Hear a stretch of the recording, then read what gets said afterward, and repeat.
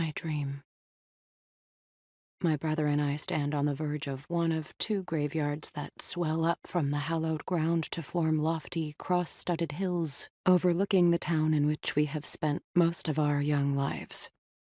It has never been explained why the dead are buried at such a height, for surely it would make more sense to secret them away in some gated meadow in the valley, rather than in plain view of the townsfolk, who could live quite happily without the reminder of what awaits them. Mayberry has seen its fair share of tragedy. The people walk slightly stooped, as if shouldering the weight of loss, their eyes cast downward to avoid registering the twin verdant rises that obscure the sun at dawn and dusk.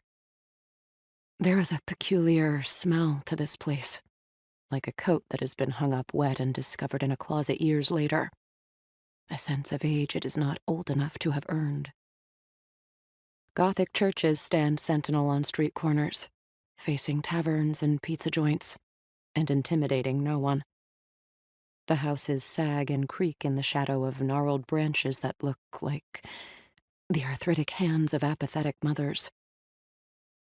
At the bandstand, stubbornly holding court between a Romanesque town hall and a bank, and looking out over a concrete lot long awaiting development by a planning committee who no longer cares, sits a violinist who makes up songs as she goes.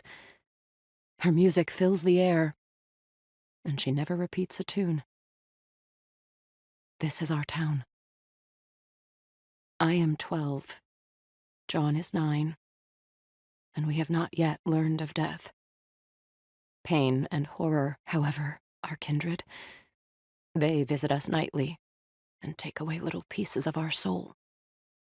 We live in nightmare and escape during daylight.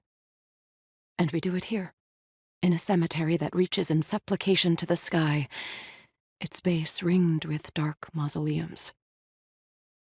We stand atop the hill, looking down at the long, steep slope devoid of graves which leads to the road, and beyond, to the low-slung form of a prison that awaits us in a scant few weeks.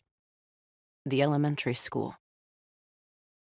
We come here every day, and we engage in a ritual so childish and uncomplicated. It allows us to remember who and what we are. Or at least, what we're supposed to be. What we wish we were. "Ready?" John asks, a wide smile on his pallid young face. The breeze makes his sandy hair dance. He is wearing his navy-colored dress pants and a light blue shirt, rolled up at the sleeves. A navy tie hangs loosely from his neck. I am wearing a pretty white dress with red polka dots and my white Mary Janes. Mother calls these outfits our Sunday best, and she will not be happy when we ruin them. But neither of us care.